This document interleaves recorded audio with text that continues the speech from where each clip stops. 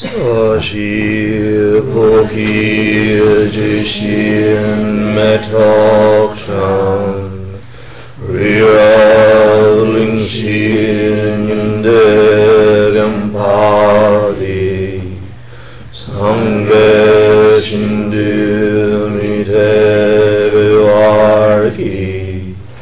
로흔 남다 신라 지파쇼 Idam Guru Ratna Mandala Kamninyatayami Sangye Jidam Saki Joknam Nam Janchu Bardu Dakni Gapsuchi Daki Jinyengi Petsanam Ki Drola Panchir Sangye Druparsho Sangye Jidam Saki Shoknama Janchu Vardu Dakni Gapsuchi Daki Jinyengi Petsanam Ki Drola Panchir Sangye Druparsho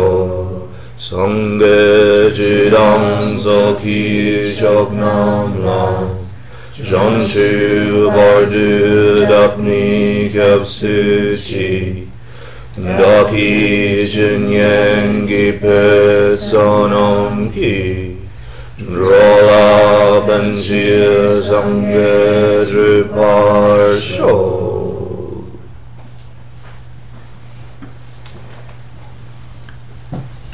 So we'll take a few moments to meditate, just to shift the mind into neutral and to try to move it away from all the things that it's been thinking about today and doing today, and into a different space so that we can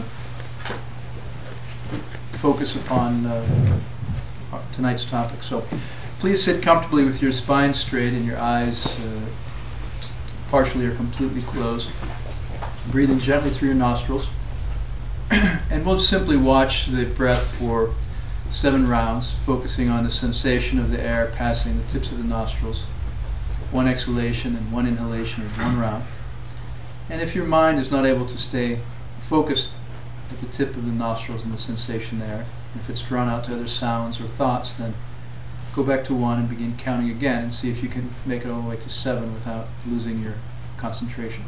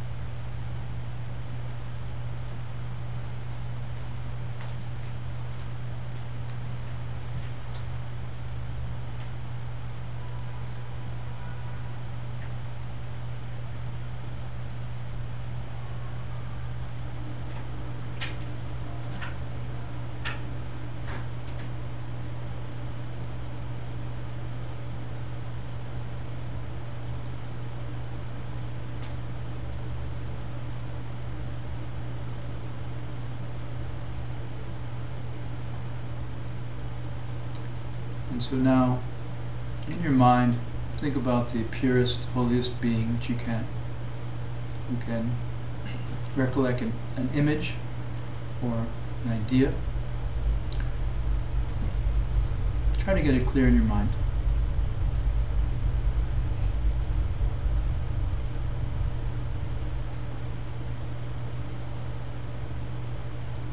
In your mind, ask them to come here and join you in the room, and see them glowing in light in the air and space in front of you, and feel their presence.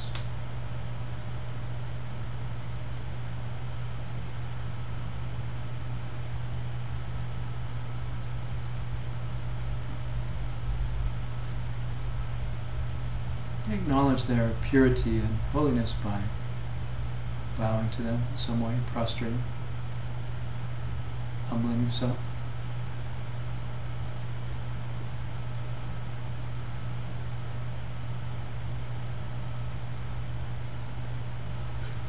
Imagine the most beautiful thing you can, whatever exquisite thing you might have experienced recently. Recollect it clearly and then offer it to them.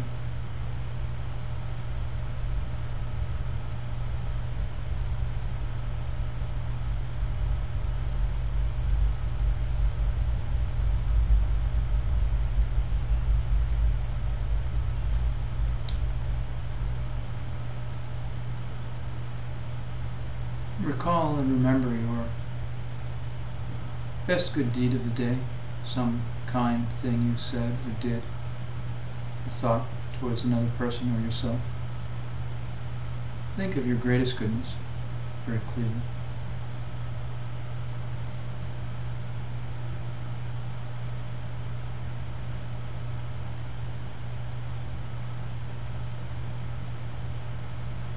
And offer that to them, feeling very happy that you did.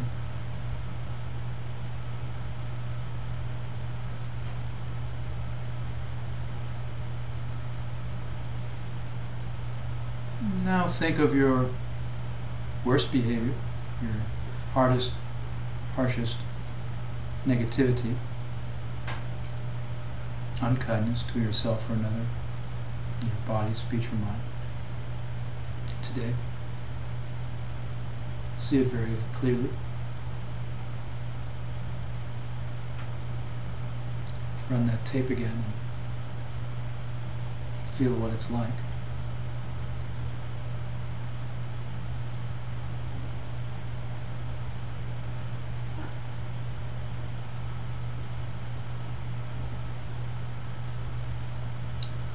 Recognize that we aspire to goodness, and this is the opposite of that. Try to cultivate some feeling of regret, some sense of unhappiness that we behave this way. And recall that we aspire to goodness and virtue, and that in fact we have caused suffering now, and karmically it will come back to us again in the future. Feel some sorrow or unhappiness that that's the case.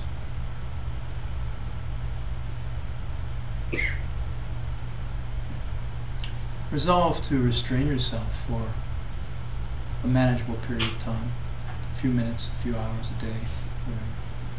In your mind, set your resolve that you won't do this again for that period.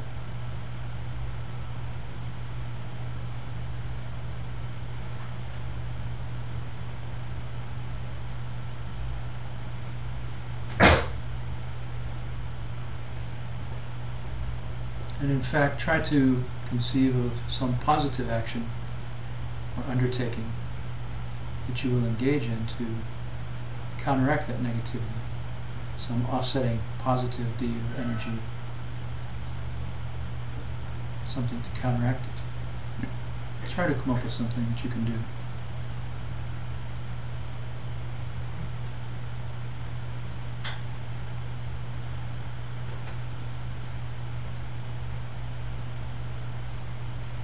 And now turn your attention to the holy being whom you've invited here, that you have confessed to. In your heart, ask them to stay with you always and guide you. Ask them to show you the way to the end of suffering and to every happiness very quickly and easily in this life.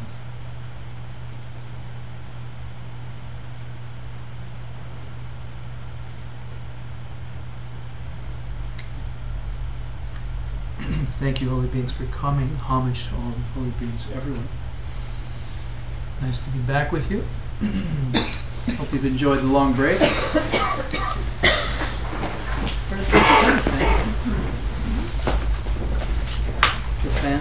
Turn it, yeah, whatever the fan is. Switch it to The up and down switch. Yeah. Thank you. Thank you.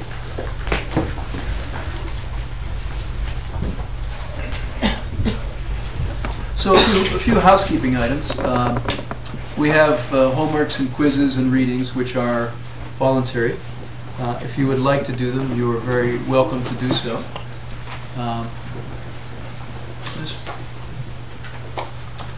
There's room up front, guys. Don't be shy. Don't be shy. Come on.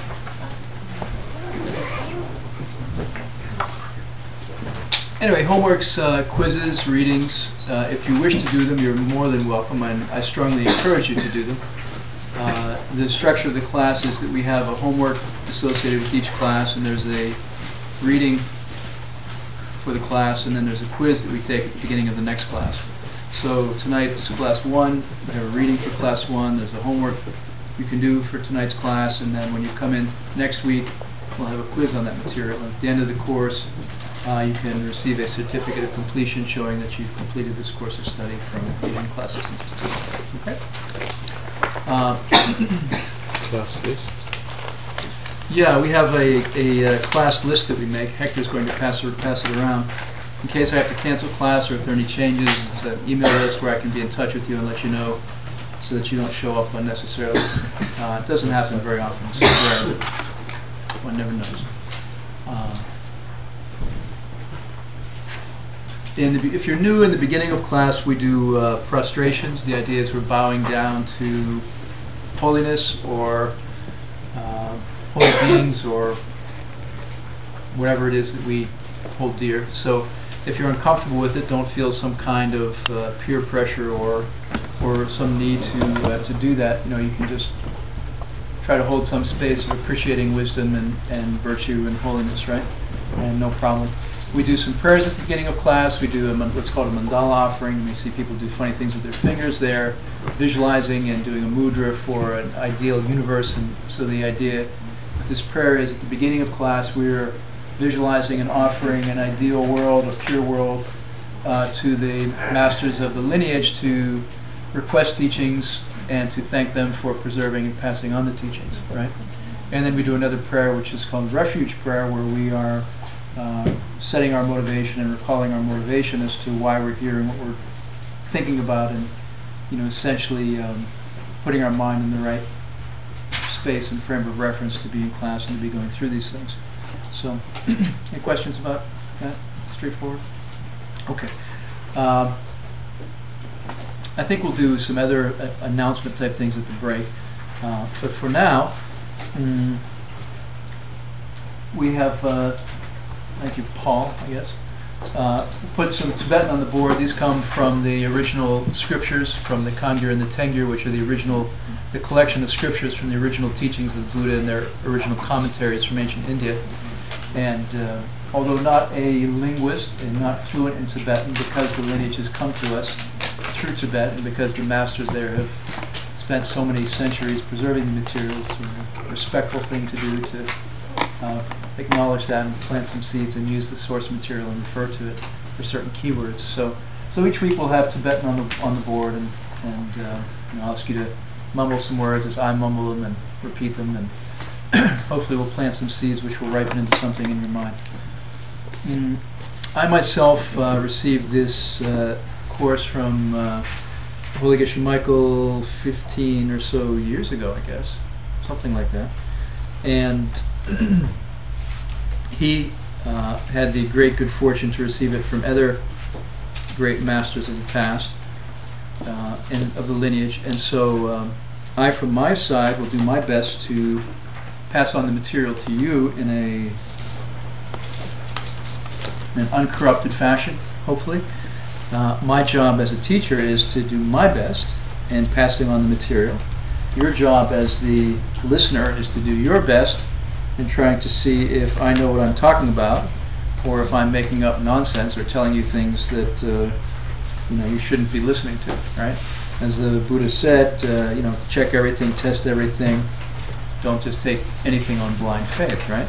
if you take what I say on blind faith, and the next guy that comes along with a better song and dance will take that on blind faith too, even if it's nonsense, right? So your job really is to pay close attention and analyze what I'm saying, and to see if it makes sense, and to see if there are any logical problems or other problems with the presentation of the material, both from the perspective of your own life experience, your own logic, and things you might have heard from other teachers, right? And so I would strongly encourage you to participate and ask questions and say whatever it is you want to say. It's a lot more interesting for everybody if it's not just me sitting up here going, blah, blah, blah, blah, blah, on whatever random stream of consciousness happens to come to me, right? So, so that said, I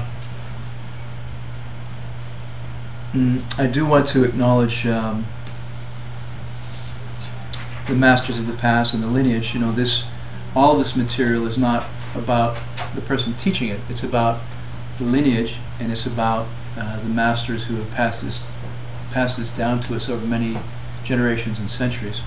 And one of the vows that we have, if we have vows, is not to confuse the vessel and the letters, right? Not to confuse the person presenting the material with the material, right? Not to confuse the teacher with the teaching, right? And so, the teacher is the vessel who may or may not be able to pass on information in a useful way.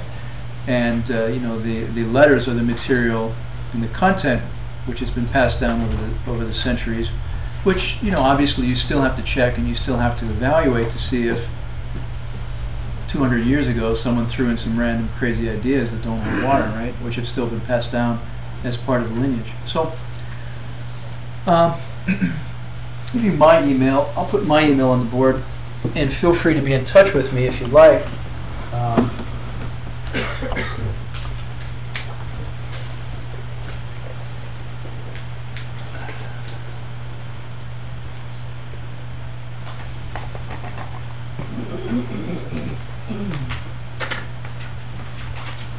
I always try to give a standard disclaimer before beginning a course series.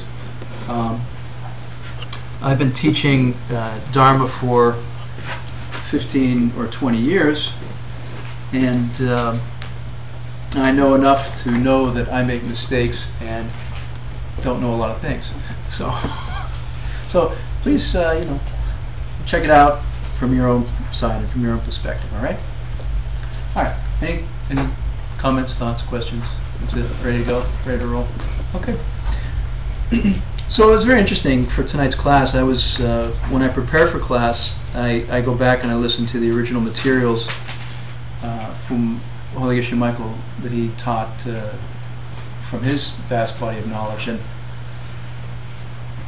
when he began teaching this evening's class,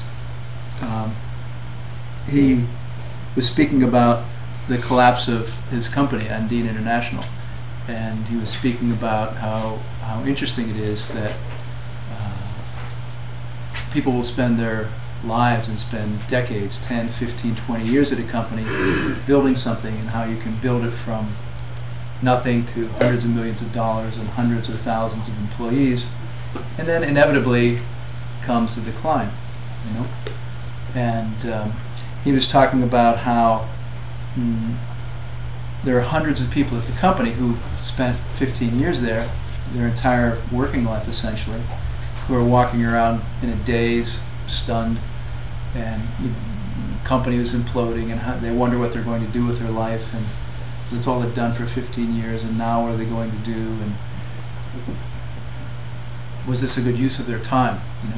They've done this for 15 years, and the time has passed, and the time is gone, and the company is on the verge of bankruptcy, and what have they got to show for it, right? And so it's very interesting how holy beings plant seeds far in advance, I worked for 20 years at a company, and I've had a very similar situation in the last month. So he was teaching this material. It's a very interesting coincidental timing, I have to say. He was teaching this material 15 years ago, and with a similar sort of flavor and theme. And so, here I am after 20 years, kind of doing the same thing. And so, he was talking about the people in his company walking around saying, "Where did all the time go? You know, what's happened in the last 15 years? You know, was it worth it, right?" How the boss is walking around shell-shocked and dazed, and how he's, you know, being up however many millions or hundreds of millions of dollars to being underwater and owing the bank money, and you know, everybody's looking around just realizing they've gotten older, you know, and it's not going to last, and what now, right? So how 15 years went by for everyone at the company, hundreds and hundreds of people. 15 years went by like a dream, you know, and what do they have to show for it, and now what's left, right? And what's going to happen next? So so he was talking about how, you know, you stand around after you get old and you wonder what the hell happened, you know. It's like all of a sudden I'm old, what the hell happened, you know? I'm looking at you.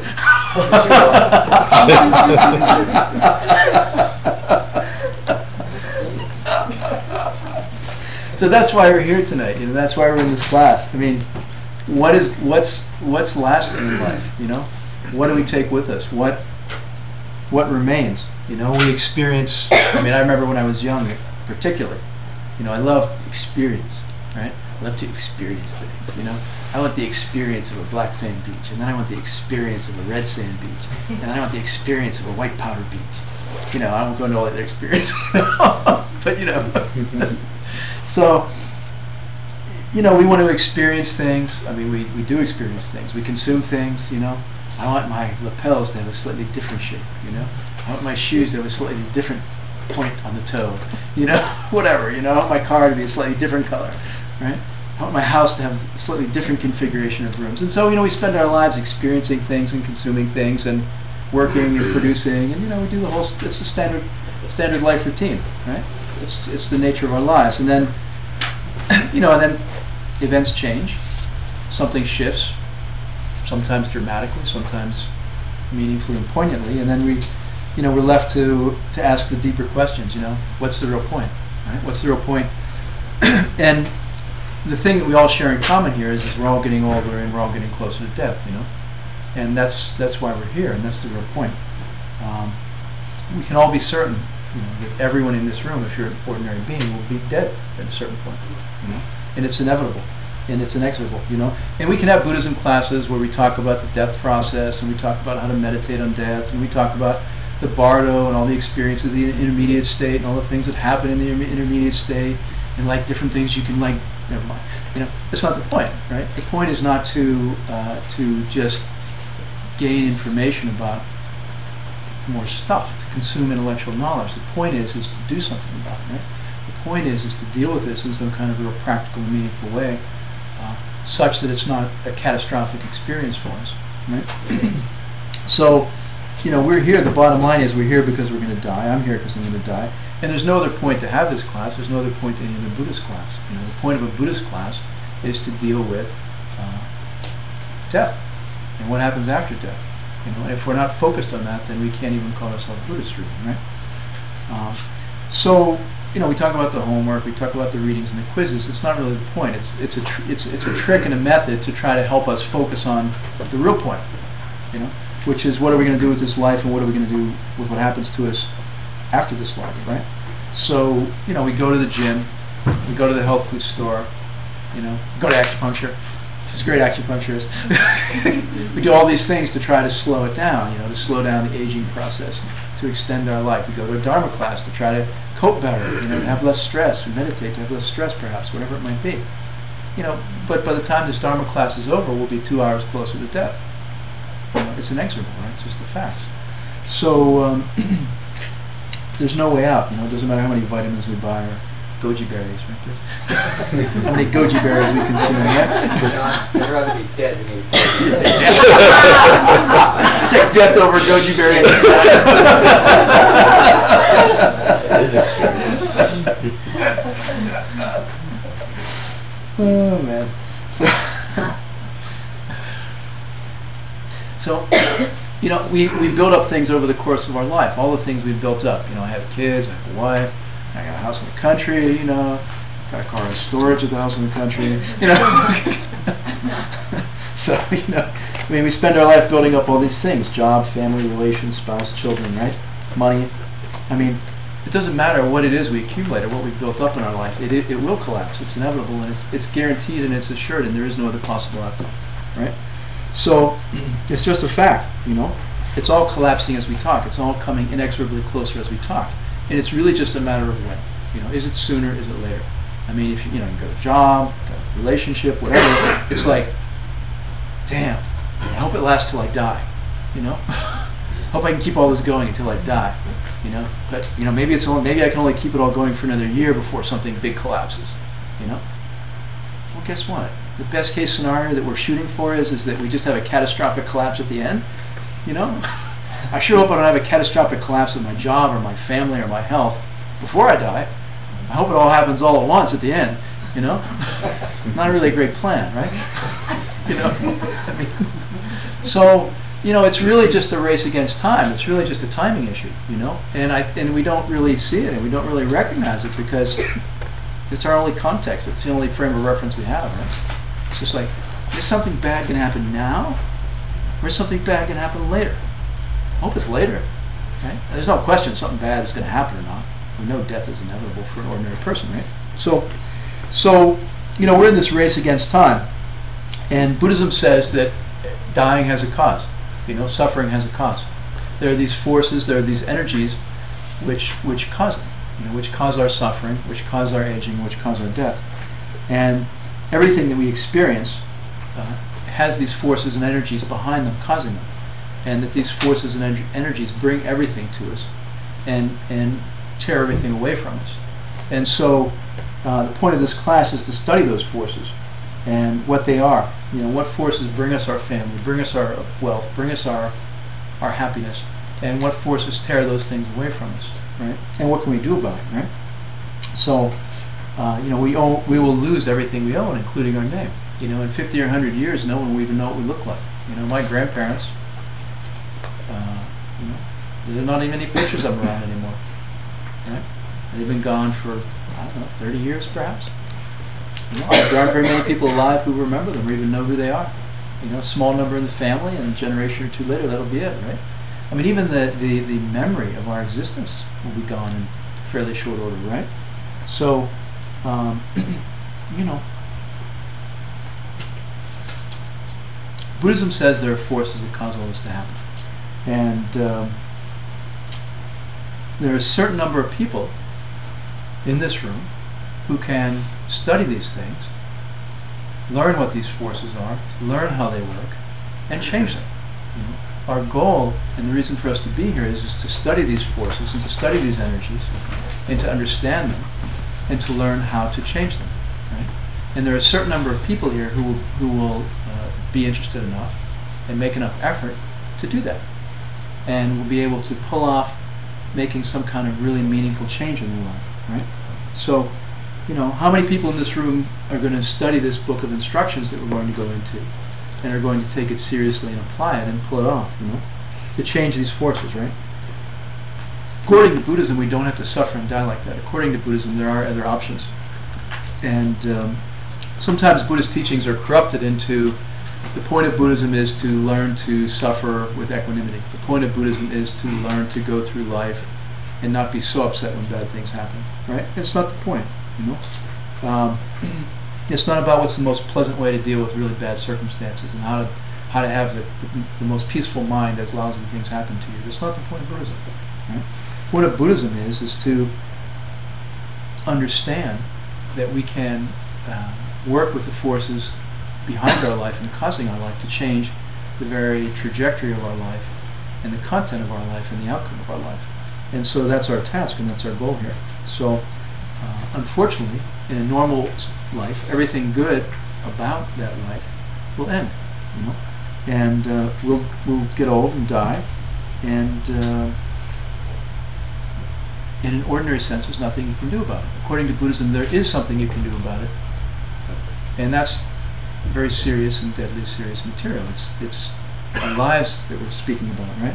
So, according to Buddhism, the body is made of certain kind of stuff, you know, flesh and blood and bone and kind of meat, you know, coarse matter, right? And that's easy to see and easy for all of us to understand. But also, according to Buddhism, the mind is made of something totally different than that. You know, we in the West, and I think mostly in the world, tend to think of the mind as something which is also a kind of coarse matter, like the brain and the fibers of the body and that sort of thing, you know. And but according to Buddhism, the mind is completely different. It's made of completely different stuff. You can't touch it, you can't weigh it, you can't measure it, you can't divide it, you can't cut it, right? You can't put it in a box and contain it, right? So the mind is totally different stuff than the body, according to Buddhism. And the idea that the mind is a part of the body, like physical matter, is wrong, according to Buddhism. It's totally wrong. It's very typical that civilizations have wrong ideas about important things, you know. And so we happen to be born in a particular civilization, culture, and time that has this idea about the mind, that somehow it's coarse physical matter. And our civilization has been wrong about many things. You know, it was, I don't know, not even 100 years ago when we felt that women were not stable enough or not smart enough to vote or possess anything or have certain rights, right? Going back further, there are many other wrong ideas that our civilization has held, right? So it's, according to Buddhism, the West and this civilization is just wrong about their ideas about the mind. There's absolutely no evidence that the mind stops when the body stops and the body dies. And we have this idea that the mind is dependent upon or arising from this coarse physical stuff, the body and the brain, right? It's not the case according to Buddhism. Buddhism says, yes, it's true that the mind and the brain have an interaction and a dependency, but the mind is not created by the brain. And in fact, the brain waves, is an expression of the activity of the mind and sentience and consciousness, right? So there's no logical proof the mind stops when the body stops. No logical argument that can be made to assert that the mind stops when the body stops. You know, people will say, oh well, the body stopped moving, the brain waves stop, not talking. It doesn't prove anything about the mind. It's like saying the car broke down and therefore the driver is dead, you know? According to Buddhism, the mind and the mind stream is completely separate stuff, and it has always existed and will always exist and continues on infinitely, irrespective of the existence of this body or the next body or the next body, right? So Buddhism says, because in this culture, in this society, because someone told us when we were a kid that when the body dies and the brain stops, the mind is gone, that we believe it. While there's no logical proof, no scientific proof, and absolutely no evidence to support that whatsoever. And so Buddhism says it's just wrong. You know, in fact, there are logical proofs to the contrary. So then you have to ask yourself, if that's true, if the mind does not stop when the body stops, when the body dies, well, then what? Then it's a whole different matter, right? It's a game changer, right? Then it becomes a very serious thing. Yeah. I mean, I think most of us, somewhere in the back of our heart, feel like some kind of comfort, almost some kind of feeling that, you know, when I die, that'll be it. I won't have any more problems. I won't have any more suffering. Finally, I get some rest, you know. Whatever. And but according to Buddhism, it's not the case. You know? We will continue to exist, and according to the rules of logic, we will continue to exist. We covered it in course 4, proof of future lives. You know, it's the question Hamlet asked himself in Shakespeare, right? To be or not to be, right? He was thinking about killing himself. You know, and so he went through this logic, this eloquent line of reasoning, which I will in no way attempt to reproduce. To be or not to be, that is never in the mind. No. To suffer the pains of greatest fortune, to take on the secret. Etc., etc., etc. You know, he was trying to decide, should I kill myself? But then, you know, the thought occurred to him that, what if the mind goes on? What if this isn't the end? What if I end up in some worse place than this? Right? And so what does he do? He didn't kill himself. He decided not to kill himself because he's like, damn, it could be worse than this if I kill myself. Right? So, like that, right? So it occurs to him that the mind might go to a worse place, and that's a significant possibility. you know, it doesn't take a rocket scientist to figure out that there are other realms, right? I mean, obviously we can perceive animals and, you know, creatures in the ocean, and I love my subscription to National Geographic because I keep seeing creatures I've never even conceived of. You know, it's like, wow, we've just explored the middle portion of the ocean, and look at this thing you can't even believe. You know, and it's like, oh, we've just explored the roots of your hair follicles, and we've just found this worm that lives there and nowhere else in the universe except in the hair follicle of your eyebrow. You know, I mean, you know, and on and on and on and on. And oh, we just used, you know, whatever wavelength of light, and we've discovered these other species of whatever the hell it is, right? You know, and it just goes on and on and on. So there are many, many, many things we can confirm scientifically, factually, that we didn't know existed, right? So it's not a big stretch to think that it just continues and continues and continues well beyond what we've already discovered scientifically and explored scientifically, right? So, I mean, even beyond that, you know, if you've done any traveling, right?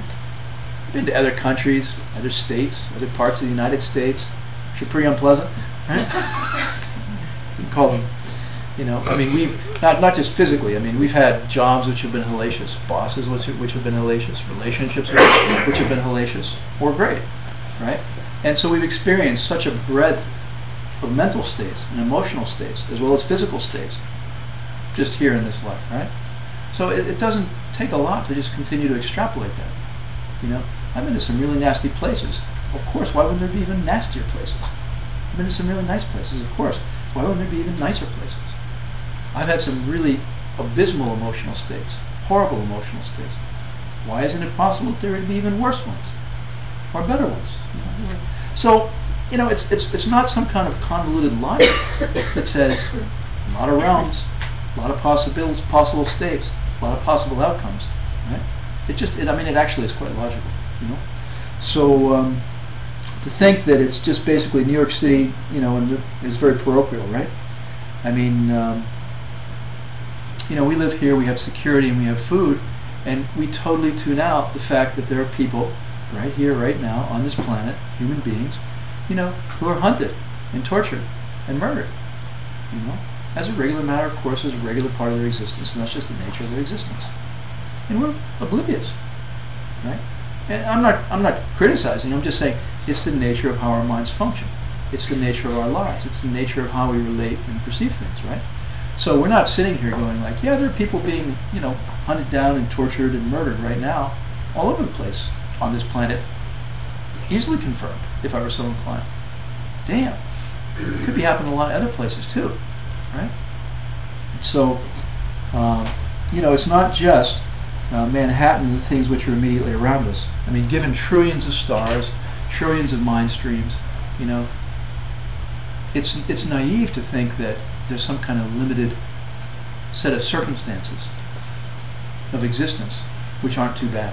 You know, there are infinite possibilities. I mean, there are billions upon billions of possible realms and experiences and outcomes for a living being, right?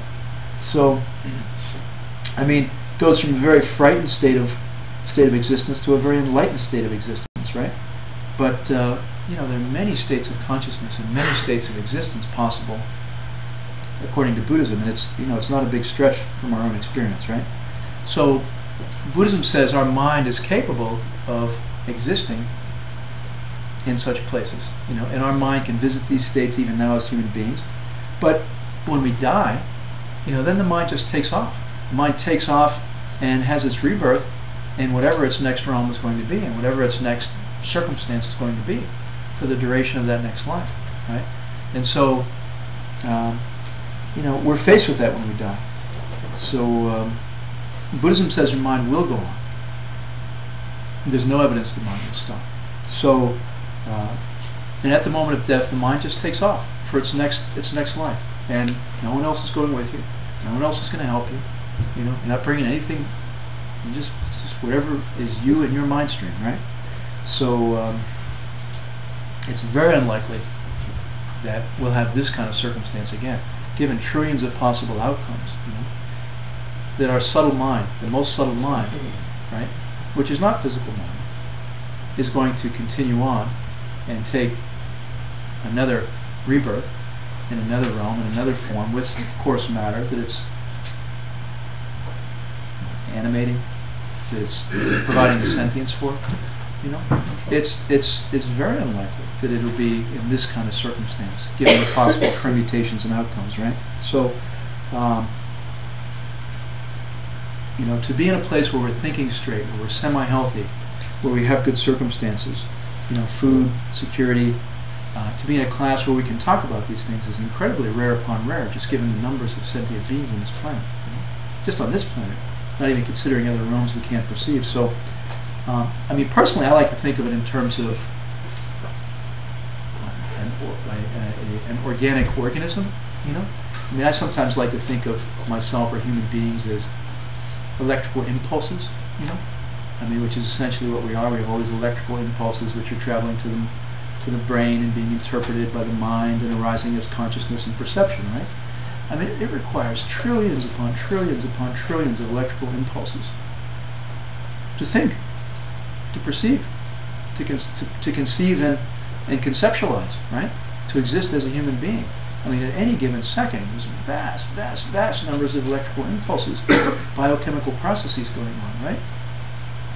I mean, think of the odds for all that to come together in a way where these electrical impulses and processes are giving rise to an idea of pure existence free of suffering, you know, as an outcome of electrical impulses, say. I mean, it would be like, you know, turning on a machine, you know, that's firing off trillions of, you know, joules of electricity somehow and getting it to come together into the idea of a path to enlightenment, along with all the thoughts involved with that, along with all the things coming together to be able to function and exist and succeed in that. I mean, I don't know if that makes sense. I'm just kind of making this up myself as I go along. This is another thing I have to tell you is I have to make the distinction between my crazy ideas and what the scriptures say, okay? That's my crazy idea. But I like it. It works for me, okay? So that's, you know, one of the ways I think about it, which is like, you know, the scripture talks about the turtle, the blind turtle that's floating in the ocean aimlessly, and there's a ring, a wooden ring floating on the storm-tossed waves, and the blind turtle comes up once every 100 years, and the probability of it putting its head through the wooden ring floating on the surface of the ocean is the probability of a human rebirth. I don't know what that number is. I like to think of it in terms of electrical impulses. It makes more sense to me. But, you know, just to conceive of an organic process where countless trillions of parts are functioning and coming together, right? And sentience is arising, and it's all this is happening in a way. You're like, I got time, I got money, I got food, I can think about this stuff clearly. I can put all these thoughts together into some kind of meaning. I can construct ideas which are useful. In fact, I can plan ahead and direct and control my life and, you know, work to cause things to happen in the future. Very, very low probability of that happening, according to Buddhism, in the scheme of existence. And we have it now. So it's very unlikely to have it again. And so we have to make the most of it. It's really the bottom line here. The point to this is we have to make the most of this time, in this circumstance, and this opportunity. It's rare upon rare, and it's very precious and very unlikely to occur again. And so this book we're going to study tonight is about these forces and how to take control of these forces, how to understand these forces which direct our life, and how to change the forces which are directing our life and propelling us into these experiences. And if you can understand them, and you can control them, and you can change them, then you change your life, and you change the outcomes of your life. So we can study the cause of things and how to change the cause of things. And that's the purpose of this book and this class, is to delve into these things. You know, we're not here for stress reduction, how to be serene in the face of death, how to meditate nicely as we're dying. It's not the point, right? This book says that you can not only stop the experience of losing the things you want, but this book says you can stop the experience of getting old and suffering and dying, and that you can actually stop these things completely, and you can actually convert those experiences into some kind of enlightened experience. You can actually take this life and produce an enlightened outcome for this life before we die, right? And so this book is very profound. There's no way out of an ordinary suffering, dying human existence. And so this book is saying that apparently there is. If it's true, if this book is true, if what this book says is true, then there is a way to put an end to our suffering and to control the forces directing our life and to manage the forces directing our life in an ultimate way such that we end our suffering and we produce a paradisical outcome for ourselves, an enlightened outcome for ourselves, right? So it is very practical. You get the instructions, you apply them, you do it, you get the result. It's like driving a car. Do it this way and it works. You don't do it this way, it doesn't work. It's just like that, And you have to do it, The book is an instruction manual and a guide. But if we just listen to it and we say, oh, that's a good idea, that's nice, and we don't do it, so what, It's just intellectual knowledge that dies when our brain dies. The content of our brain is gone when it shuts down, and who cares that you wrote another chapter of another book in it, Didn't help you. So we have to really do it. We have to pull it off, right? And if we fail and we don't pull it off, then it's the standard, suffering, aging, and death. Right? So the consequences are significant. It's if we don't pull it off, then it's a terrible outcome. So by definition, we can't keep a single physical thing of this life. Right? There is no way. Every good thing about this life will come to an end. It doesn't matter what it is. It's just a question of time. Is it this year? Is it next year? Is it 10 years? Or is it at the end, when I die? So, everything that we have has to be ripped away from us. And that's just on the physical level. We haven't even talked about it on a mental level. What it means. The same forces that make us lose every good thing that we have are the same forces that affect our mind, right? So these forces control our thoughts, the happiness or unhappiness of our mind, right? And the sad fact is in our current condition, we cannot maintain a happy mind, a happy state of mind for more than a very short period of time. The nature of the forces ruling our life and directing our mind are such that no matter what we do, we can't sustain happiness. We can't sustain pleasure and satisfaction in any meaningful way, right? So life is one long history of trying to get something that we want, and if we're lucky enough to get it, right, then our mind shifts and our mind changes, and in a short period of time says, I want something else. Yeah, that was nice. Yeah, I enjoyed that, but now I want something else. Right? It's impossible to be satisfied. It's the nature of our mind, right? So no matter what we get, we can't be satisfied, right? So the same forces and the same poisons which are causing us to suffer physically in life are causing our mind to be unhappy. They're causing us to lose the things we want and to not be happy mentally and to suffer physically. So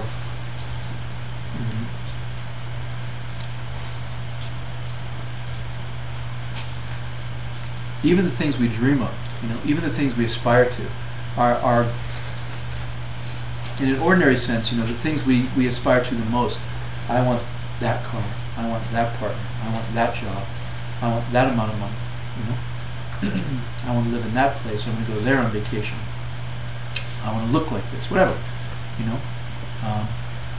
even if we get the things that we aspire to the most, we're not satisfied, It doesn't last, can't be happy. And it's not because we're bad or there's something wrong with us. It's just the basic functioning nature of this human mind. It's not capable of being satisfied. And even if you get everything you dream about, you still won't be happy. So it's a kind of curse that we can't be satisfied, and we all have it, right? So, our house, our family, our career, the place we live, our health, our looks, everything will collapse eventually. And along the way, the mind's going to be unhappy. This is the nature of our life, right? So it doesn't matter if you change your spouse, doesn't matter if you change your house, doesn't matter if you change your apartment, doesn't matter if you change your job, right? Doesn't matter if your bad back got better. In the end, still not going to be happy. Brief fleeting moments. Moments of happiness, obviously. Moments of satisfaction, obviously. But the underlying dissatisfaction, the underlying craving, the underlying need for something else never goes away. Right? So there are forces driving that. So the point of this book is to study those forces. Okay? And, I ask myself in my life, did I do the right thing? Should I have chosen this or should I have chosen that? Did I make the right choice 10 years ago? Was it right to get married? Was it right to have kids? Should I have been a yogi meditator? Should I have had a different career 10 years ago, 20 years ago? And we all do that, right? But to answer that question, you need a litmus, an acid test, And so this is the acid test, Everything will collapse and we will die. And when you look at it like that, it offers an objective perspective. Have I spent my life working on the things that are important for my death and continued existence? I hate to bring up Carl Sagan, but this life is, what does he say? It's like billions and billions and billions of whatever. And this life is like a flash of lightning, a blink of an eye. And if we have enough wisdom, if we have enough insight, we can live this life according to the larger benchmark of infinite existence. I have existed forever. I'm going to exist forever, I believe, right? Unless you can confirm it directly. And now what the hell do I do? Right?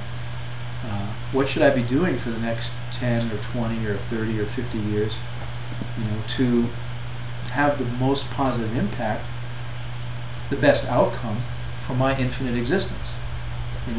Or am I going to be like a drunk teenager and just like get stoned and drunk for the next 30 years and like carouse and party and hope that it's okay, the next day, So I don't know what the answer is. I don't want to know. Okay. Hopefully. Okay. Hopefully, according to Buddhism, we have infinite existence. Can't prove it. You shouldn't believe it unless you can confirm it through logic or direct perception. But if it's true that we have infinite existence, right? That our mind streams have always existed and will always exist.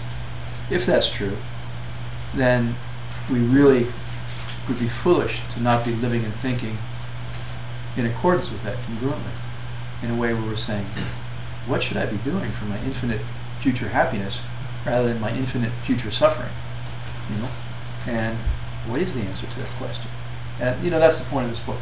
Right? That's what this book is about. So the book says it's possible to put an end to all this suffering. There are two possibilities. It's true, it works, or it doesn't. Right?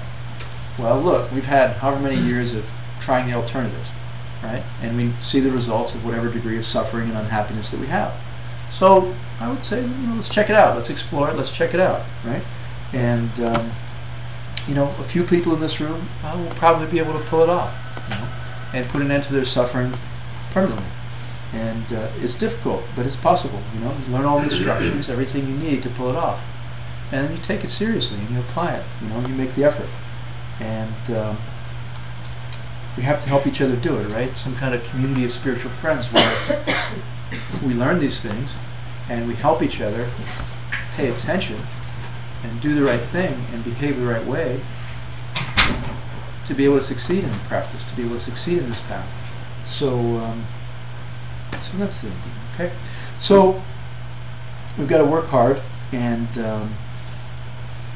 it's been passed down to us purely by the Tibetans. So Holy Ken Rinpoche Geshe Lobsang Tarchen received the lineage from his teacher and passed it on to Holy Geshe Michael, who passed it on to me, and I'm passing it on to you. So please say, and we'll do the Tibetan words, and now we'll get into the material. Right?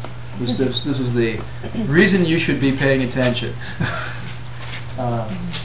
and why it's serious, and why we need to take it seriously, and why why it's a profound and sacred and holy book.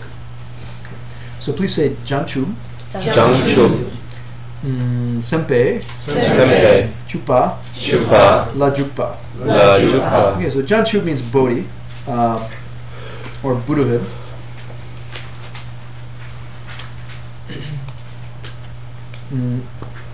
Janchub Sempa means Bodhisattva.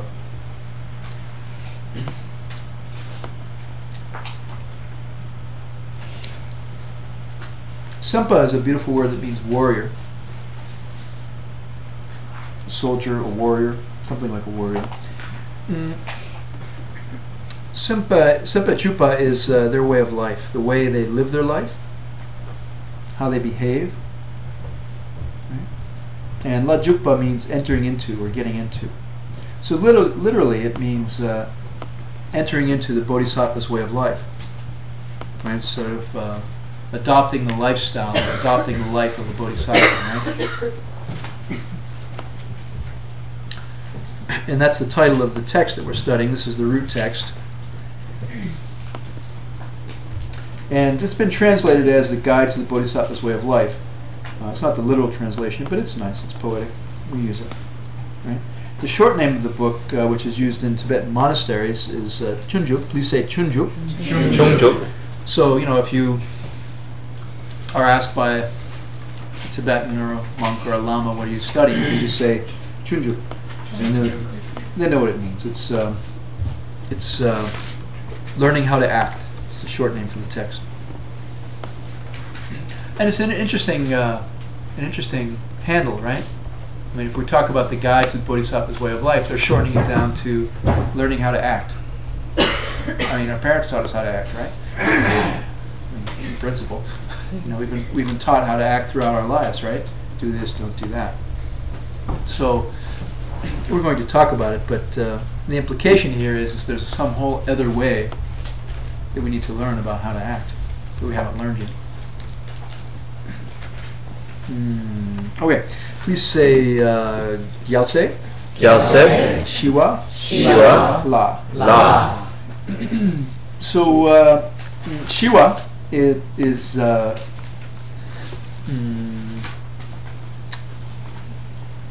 in Sanskrit is Shanti, which means peace. Shanti, you hear it in yoga class. Shanti, Shanti, Shanti, Shanti, right? Saying peace, peace, peace.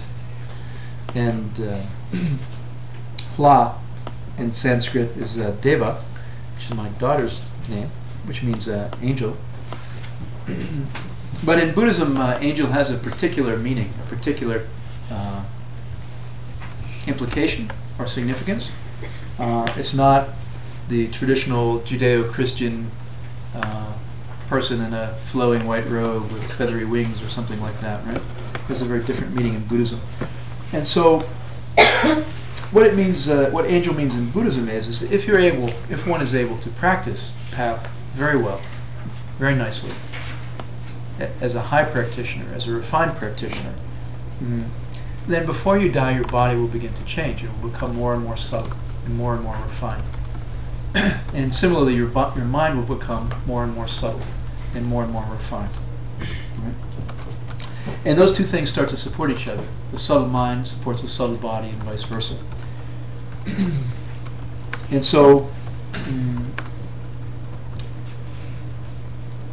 the person next to you could be having a really very happy moment right now, an ecstatic moment right now. Would you be aware of it? I mean, do you know if the person you're sitting next to is feeling incredible joy in their mind right now? Like Hector, for example. I mean, do you? No. If you're an ordinary person, no. We have no idea what's going on in the mind of the person next to us. They could be thinking about killing themselves, or they could just be ecstatically happy, right? We don't have a clue, by and large, right? So it's like that. I mean, the person next to you could be a very high practitioner who has almost perfected their mind, and has a very subtle mind, which is in a very high state of bliss or happiness or stability. We wouldn't even know it, right? And so, according to Buddhism, this is how it works, and this is the nature of it. A person who is refining their mind and their body is perceiving it very clearly themselves. but it isn't evident to the people around them necessarily at all, right? And so when we talk about someone taking this book and this practice and applying it and refining themselves physically and mentally, you could be surrounded by a lot of people doing that and not know it. You know, wouldn't even perceive it necessarily. And so one can become something like an angel, a being of very pure body and very pure mind, which they themselves are perceiving validly as great happiness, you know, and great comfort and great ease and great ecstasy all the time. And we wouldn't even know it, right? So what we see is a totally different question than what they see, right? So, and that has to do with something called emptiness, which we'll talk about later, the emptiness of the person's body and the emptiness of the person's mind. And we'll go into it. But that's what's called an angel in Buddhism, right? The mind is totally pure, the body has changed and been transformed into something other than just a coarse physical body, which they themselves are validly perceiving. And that's the goal of our practice, and that's the goal of our path in Buddhism, is our intention, our reason for being here, and our reason for studying this book, this entry point for children of the Buddhas and Bodhisattvas, sons and daughters. Our point in doing this is to be able to do this ourselves. I want to have a mind which is happy all the time. I want to have a mind which is stable, ecstatic, blissed out, experiencing everything is wonderful, pretty much all the time. You know, in as high a positive state as possible. And I want to have a body which is very, very supple and feeling good and not having any problems and is fit to do anything I want it to do and doesn't have any aches or pains or problems and doesn't have any kind of coarse experience of suffering and death. So according to Buddhism, there are people who attain that, and there are people who are like that, and that studying and practicing this book and this material properly will lead us to that state ourselves personally. And that's the reason to be studying this material, and that's the reason why the book was written, and that's the reason why the book was passed down from generation to generation, century to century for the last 1,300 years. And that's why we're here talking about it, right? So those instructions are contained in this book. Now, whether or not you can pull it off is up to you. Whether or not you want to study it seriously, whether or not you want to really apply it in a concerted, serious way in your life is up to you. But, you know, the inspiration of suffering and death is quite helpful. And typically it's said that until people around us start to die and suffer in serious ways, that we typically don't have enough motivation to do it seriously. And that once the people around us start to have heavy sufferings and die, then we get a lot more serious, and our practice tends to be a lot more focused and concerted and effective. So hopefully it won't come to that, but it's hard to do it unless that happens, so they say. Anyway, the author of this book is named Shantideva, Angel of Peace, right? And he lived around 700 AD. We don't know exactly when. And when we speak about high beings and holy beings and great saints, we don't apply to them. We don't speak of them in an ordinary way. We give them an honorific or a title. So it's not like yo dude, you know, it's President Obama, not some slang which is not respectful. So you know, good to say Master Shantideva, something like that, right? So Gyaltse means Gyaltse is from Gyaltse, which means child of the victorious Buddhas, child of the Buddhas, daughter or son of the Buddhas. It means a Bodhisattva. So his real name is the Bodhisattva Shantideva. He's the author of the text, and we'll talk more about that. I have to say, I have to just digress for a moment at this point and say, in the first class, those of you who have done this before, first class, we have to talk about the author. If you haven't done this before, we have to talk about the author, we have to talk about the text, we have to talk about the lineage, okay? Have to do it, sorry. So, and the reason for that is so that you know it's an authentic text, you know where the material is coming from, and you know that it is part of an authentic lineage and tradition. So, very important in our system to let you know what you're getting and where it's coming from, so that you can in some way feel the authenticity of it and have some feeling of its credibility. So, first class is generally author, text, history, and overview outline. Okay, so the commentary that we're using, when the text, I don't know, has anyone here ever tried to read Old English? Yeah? Right? Like, it's hard, right? I mean, you go back far enough, right? If you go back and you try to read something which was written, I don't know, 1,000 years ago in Old English, you almost can't understand it, right? While going back and trying to read a Tibetan text from 1,000 years ago is not so different, you know. I mean, particularly if it's a deep philosophical treatise. So, I mean, even if you're just trying to read Beowulf, it's hard enough. You know, forget about philosophy of the Middle Way, you know, and you know, language of 1,000 years ago. So it's very difficult for us to study the original commentaries, and it's very difficult for us to study the original texts, and we have to rely upon more recent commentaries of those texts. Typically, every couple of hundred years, every 200, 300, 400 years, someone has to write a new commentary because they're starting to lose the ability to understand what was said several hundred years ago. And so we're relying upon a particular commentary. This commentary was by this author, Gyaltsab Je. Please say Gyaltsab Je. Gyaltsab Je. And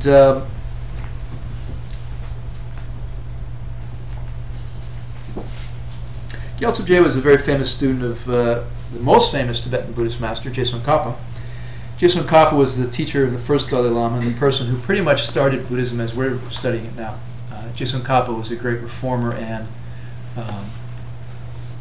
he basically spent his time traveling around Tibet, cleaning up corrupt Buddhist traditions and introducing pure lineage and teaching system. So Gyaltsab Je, Gyaltsab means regent. A regent is someone who takes over the throne after the person leaves or passes. They take over the throne of the teacher who was there before. So Gyaltsab Je was the first holder of the throne of Je Tsongkhapa. Right? He was the Gyaltsab. He was the throne holder of Je Tsongkhapa. Right? So his monk's name was Dharma Rinchen, and he lived from 1364 to 1432. Master Shantideva, I think I said, lived around 700 AD. And the title of his book is, please say Gyaltse. Gyaltse. Jukno. Jukno. So it's called the entry point for the daughters or sons of victorious Buddhas. Gyaltse is the son or daughter of the Buddhas, and Juknuk means entry point, point of entry. So it's the point of entry for bodhisattvas. So this idea of the point of entry is actually very, very important or very meaningful. Like in Tibet, I mean, think about Tibet in 1300s, right? No cars, no bridges. I mean, it's you and your horse, or you and your feet, right? And very cold, a lot of rivers that you had to cross, icy rivers. And so the idea of an entry point was, you know, if you're traveling, say, 50 miles to Lhasa, you had to cross a lot of rivers. And so you wanted to find the easiest place to get in and get out without freezing to death, right, or drowning, if you've got to cross all these rivers in your travels. So the idea here is that it's the most convenient place to cross, where you can get in and get out as quickly as possible, right? Where your horse can get in the water, get to the other side without getting too wet, right? The particular place where it's easy to get in and then get over to the other side with as little trouble as possible, with as little inconvenience as possible, right? So Junnuk here means the particular place where it's easiest to get in and get over to the other side. Now, as it applies to us in our teachings of the Bodhisattva, what does that mean? Closest point. Easiest way to do it, dudes. Right? Easiest way to get in and get out. Yeah. Just to clarify the actual title, though, you said it's the entry point for bodhisattvas, but before that, you said actually the literal translation was it's the entry point for sons and daughters. Yeah. Gyaltse means daughters of the Buddha? Yeah, Gyaltse is child of the Buddhas. So if you're going to be gender correct, you say male or female. You know. Okay, so child of sons and daughters, children, child. Okay. So he wasn't explicitly acknowledged, because I mean, hundreds of years ago. I don't know if he was gender correct. Yeah. Yeah, hundreds of years ago, it was pretty much, you know, men who taught this, right? Yeah, yeah. So he wasn't explicitly endorsing women studying it, but he wasn't. That was a more modern translator's liberty. Right, but it is translated. He did say Child of rather than boys, which yeah. stuff, so that's good. The idea. So, you know, and the idea here is like we're like children for enlightened beings, you know? I mean, we're like, and it goes back to what we talked about before, you know, there are two classes of beings, right? Those who have perceived ultimate reality and those who haven't. If you haven't perceived ultimate reality directly, you're like a child, according to Buddhism. So that's in that context, you know? We're the children of the Aryas and the Buddhas and the high beings, in a way, in that we're like small. Okay, so so the title has a very important meaning, in that it's the easiest way for people like you and me to get into the Bodhisattva behavior, learn Bodhisattva behavior, get over to the other side and end our suffering, right? Getting over to the other side in this case is what? What is getting over to the other side mean? Yeah, going beyond death, getting beyond suffering, right? And so that's the meaning of the entry point in this title, right?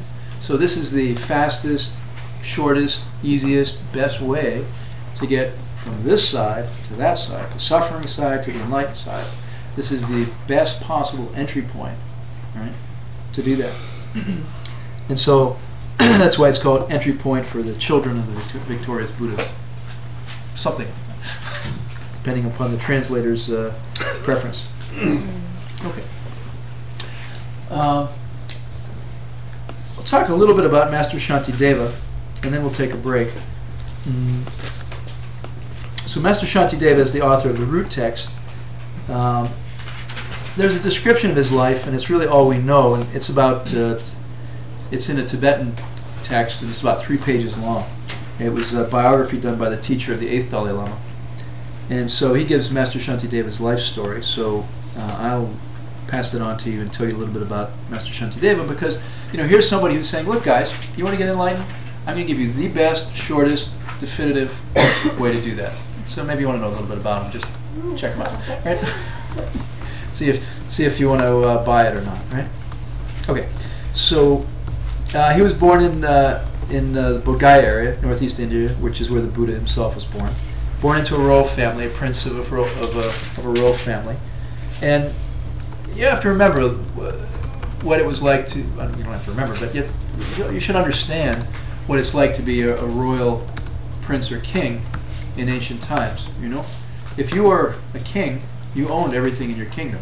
You had complete control and domain over everything in your kingdom. You go anywhere and you say, she's pretty, I like her, I'll take her, send her to the palace. Doesn't matter who she's married to. Say, oh, those kids, I want those kids. That's it, they're yours. You know, I want that house, I want that land, I want those things. You own it all. There is no possible alternative other than to just be given it. So a king and a prince in that time was a very significant thing. You know, it meant that your life was, you know, you had domain over everything in your realm, right? Pretty easy life, pretty good life, right? So not like the president here, where you have to like go through Congress and you know, be elected and all the rest. Subject yourself to the media. Anyway, so in any case, let's see. He was born into this family. The mother was said to be an emanation of Vajrayogini, which is an enlightened female Buddha. And at the age of 6, he met a teacher of the secret teachings of Tantra, and he was given a practice at the age of 6, where he was taught a practice of Manjushri, which is the Buddha of wisdom. And basically, the idea here is that where'd it go? Not sure. I didn't see it this afternoon. Well, anyway, the idea is that enlightened energy or enlightened beings could emanate in any particular form to embody wisdom or compassion or power or wrath or whatever it is, or whatever it might be. So the idea of Manjushri is an emanation of wisdom, is a physical embodiment of wisdom, right? So Master Shantideva, at the tender age of 6, was given a way to reach Manjushri, something called a sadhana. And the word reach is important. Reach has 2 meanings. Reach means to meet them and to become them. So if you have a sadhana, then you have a practice to reach that enlightened being, to both meet them and to become them, right? And that's the meaning of the word sadhana. So anyway, he was taught by his secret teacher this practice where he would first meet Manjushri and where he would then become Manjushri, become an enlightened being of wisdom, right? So the teacher gave him the practice at the age of 6. He worked on it diligently, and after a while he was able to meet Manjushri directly and take teachings directly from him. So, someone in this room could have the capacity, for example, to perceive Manjushri directly. There could be an enlightened being here emanating right now, and it could be someone in this room whose mind is pure enough, such that they're able to see them and interact with them and have a conversation mentally or verbally or whatever. And the other people in the room wouldn't necessarily perceive it, right?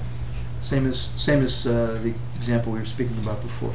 So, Hector could be speaking to Manjushri, and I wouldn't know about it, right?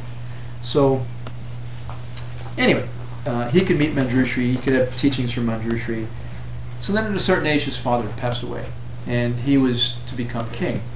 And the people of the kingdom came to him and pleaded for him to take the throne and to be king. And it's a particular karma of purity that people want you to rule them, basically. And so he had been studying the Bodhisattva's way of life for a long time, and he didn't want to be king. But the people begged and pleaded, and so he realized that if he refused, they'd be upset, and Bodhisattvas don't like to upset people if they can avoid it, so he agreed to be king. So then the day before he was to be crowned in the coronation, that night he had a dream, and in the dream he walked into the chamber where the throne was, and Manjushri was sitting on the throne. And he thought, well, I have to get up on the throne, but Manjushri is there. And in Buddhism, it's considered to be very disrespectful to sit where your teacher is sitting or to displace your teacher, something like that. So Manjushri said, you can't get up on this throne, your teacher's standing there. And so it would be very improper if he had done that. So when he woke up, he took it as a sign that he should not become king, and he actually fled the kingdom in the morning when he woke up. So he just split, and people were looking around for him, and he fled to the forest and gone and found a monastery, and they couldn't find him. So he searched for a monastery, and he ended up at a great monastery called Nalandra in northern India, northeast India. It's an extremely famous monastery of ancient India with thousands of monks. Great institute of higher learning. And as soon as he started studying there, he grasped everything immediately. He had been studying with the Buddha of wisdom directly. And so when he began studying the scriptures and with the others there, it was quite quick, shall we say. So he became a great scholar very quickly, but he never let on. He didn't let the other monks know that he was a great scholar or a great master. And he would lead a very quiet life. And he decided not to reveal himself or his knowledge or his abilities to anyone. So even though he had already reached very high realizations, he had reached very high bodhisattva bhumis or levels, he had seen amazing things and had amazing realizations, but he didn't want to show anybody. He didn't want to show off. Yeah. This is the author we're talking about? Master Shantideva. Yeah. Master Shantideva? Yeah, the author of the root text, the Guide to the Bodhisattva's Way of Life. Okay. So basically, he ate, he slept, he pooped, and he didn't seem to do much else to anyone else. And so he became known by the name Busuka. Now please say Busuka. Busuka. In Sanskrit, it means Mr. Three Thoughts. Meaning he only thought about three things, right? Eating, sleeping, and going to the toilet. Right? That's all he apparently did, and so he gained a reputation and a nickname as Mr. Three Thoughts. Right? And so he became known at the monastery as Mr. Three Thoughts. Right? So I think a lot of us might. I think some of us could perhaps fall into that category. Present company included, sadly. Right? I do think. Never mind. Anyway, there were basically two kinds of monks living in Nalandra at the time. About half the monks in the monastery could actually read other people's minds, and the others couldn't. So those who could read people's minds knew that he wasn't knew that he wasn't just Mr. Three Thoughts, right? They knew what was going on. But then the other half of the monastery, kind of clueless, saw him sitting around a lot, eating a lot, sleeping a lot. And apparently he didn't have any other concerns or pursuits. And so, as you might imagine, when you have 1,000 guys who are together, things can get a little out of hand. a lot of testosterone, perhaps, right? You imagine guys sitting around going like, what's with him? We're going to class, we're studying, we're meditating, what's up? You know? Why does he get to just eat and sleep? Why do we have to meditate? Why do we have to debate? So anyway, it became an issue. That was my commentary. To keep it clear, all right?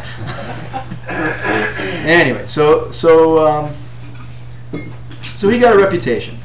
And it's actually often used in monasteries even nowadays to describe certain kinds of monks. There are lazy monks in monasteries, apparently.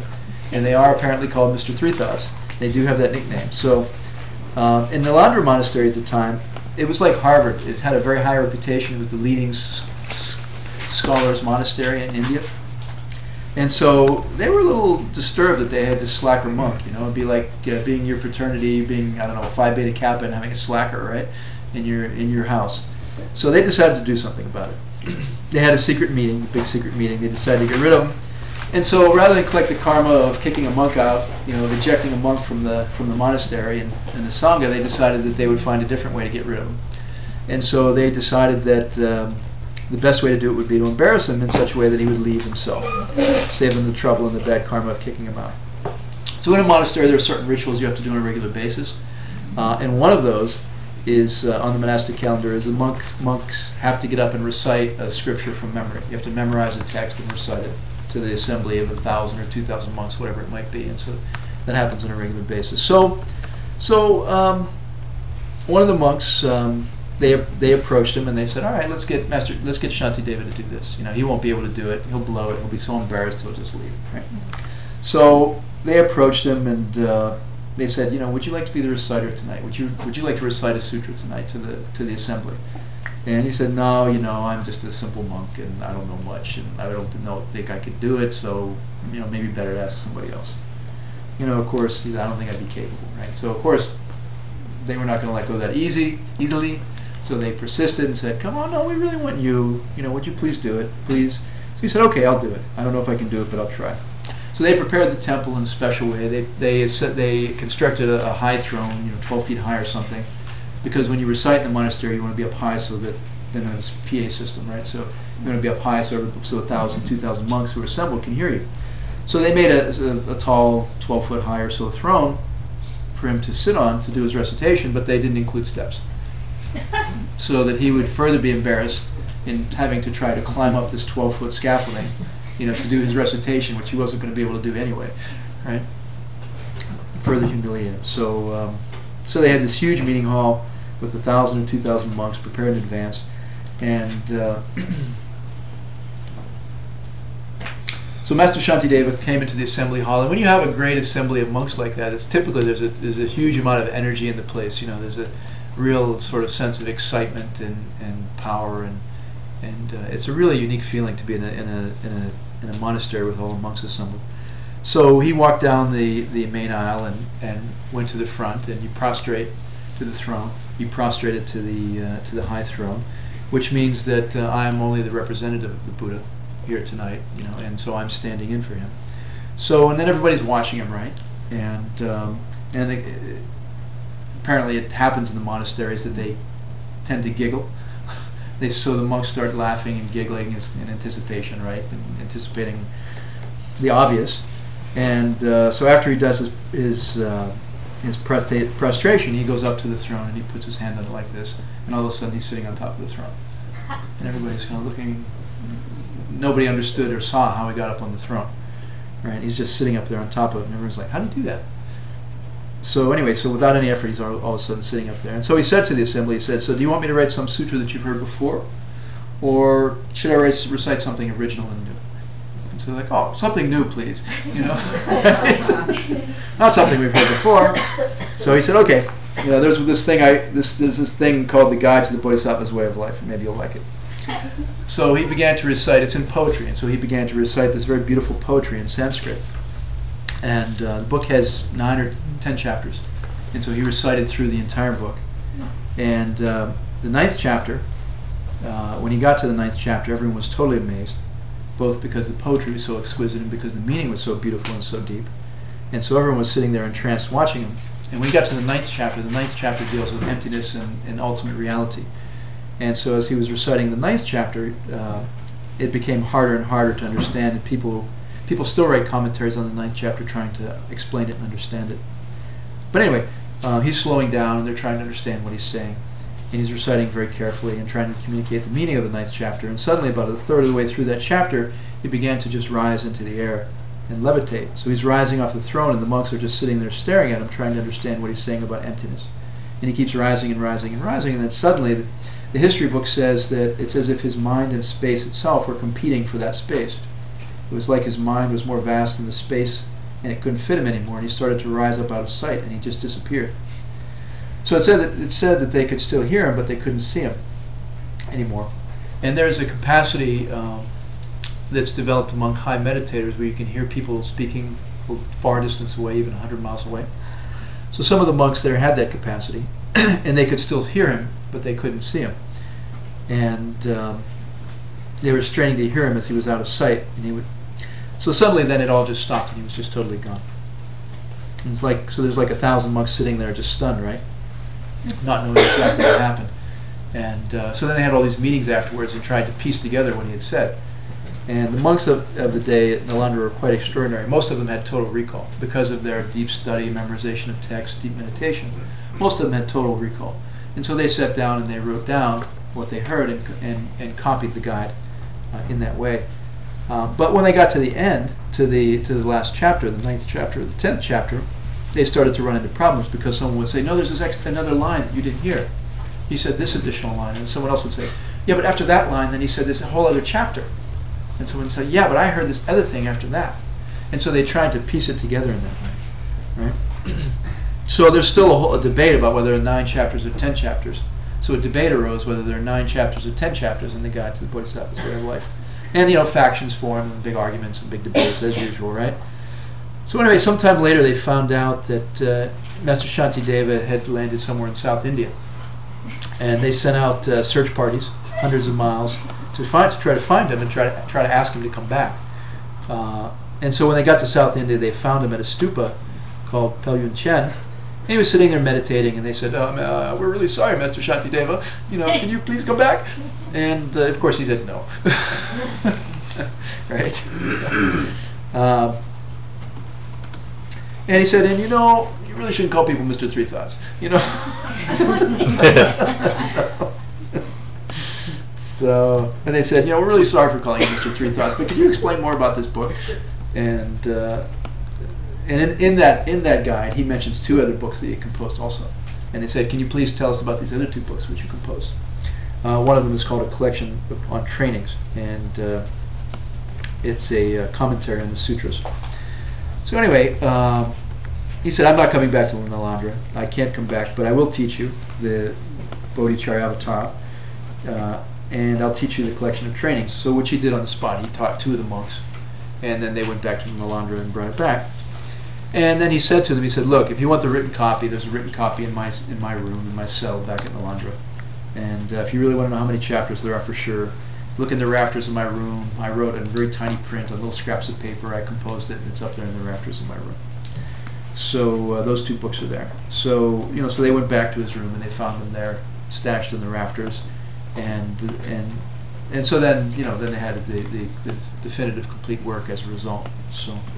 So then he went through a period of his life where he would be meditating. He would be a meditator, a bodhisattva meditator, and he would just be meditating, and he would think to himself, what's the best thing I could do to help other people right now? How can I help people?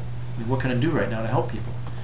And he would see some kind of situation where people were hungry or some kind of war or conflict, and then he would go and get involved in it, right? So he'd be meditating, and he'd realize that there's famine, for example. And so there's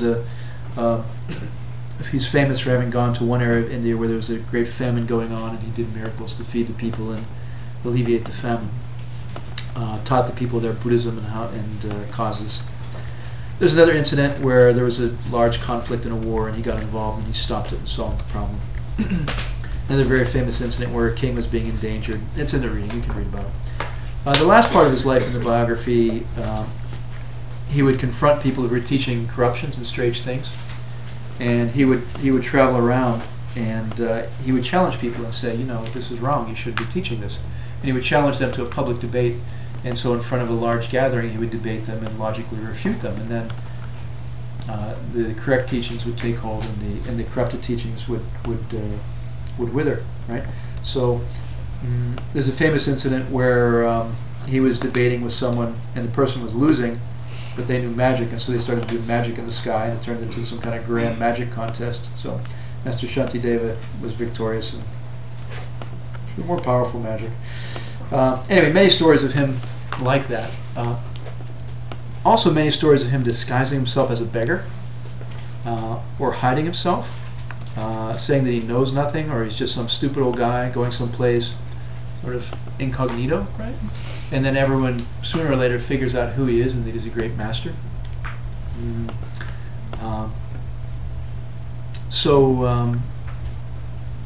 Yeah, an important lesson there. I think let's talk about when we come back. Let's take a break. We'll finish on time. There's not too much more. Forgot to suggest to bring snacks. We take a break. And it's good to just have some refreshment, something to eat, something to drink, to be able to socialize and catch up with each other. So please do bring snacks for your fellow student at the break and the fellow students in the break. Okay, makes it more pleasant, more enjoyable. Hector has some announcements he'd like to make very quickly. Yeah, just one announcement.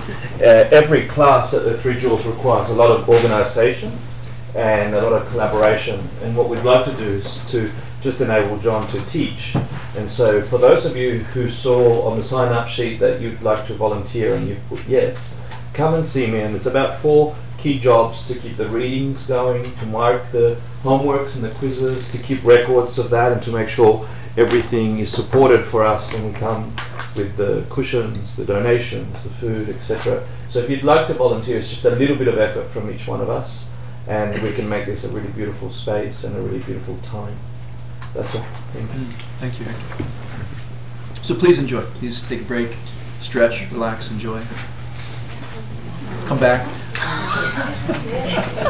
Yeah, I'll be happy to do the social media. Hector, do you have the sheet? The sign-up sheet? Yeah. No, I'll be doing that I always do.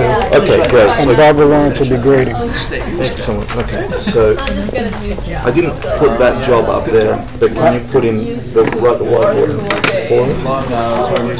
You're doing great. No, if you can share the grading, but you can do the news on the grading. So you two can manage the grading. That's great.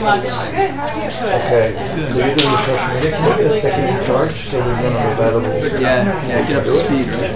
Yeah. So you guys. Hopefully by the future I can arrange a Tuesday off, so I will come in. I hope you get good sleep tonight. Every week. Really, Jay? We just space it out by about what to do. How long did it take you to go? Yeah, if it's not set up, just make sure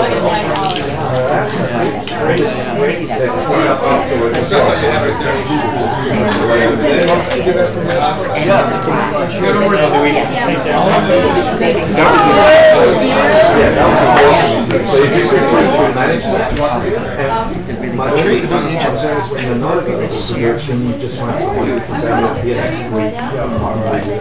And if you put your name on the sheet, that's what I'm doing. Is there a issues, for like things to work through? I didn't notice that.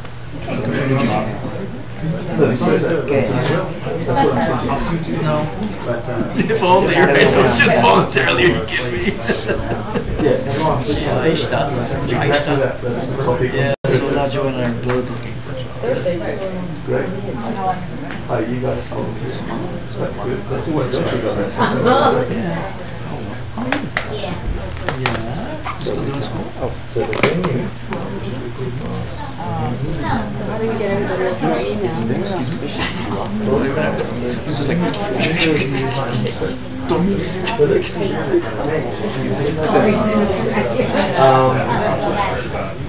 I wouldn't mind to see I went to the teaching job.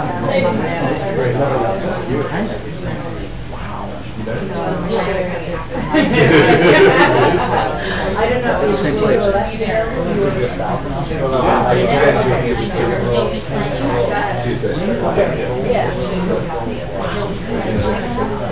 Can we come visit? We're gonna try to get a big house. I would put time here. It's not that complex, actually. Yeah. It is. Actually, they have to stop it.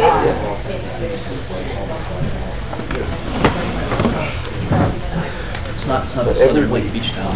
I've already set up the channel. way to make sure. I need to start the broadcast, Okay. and I need to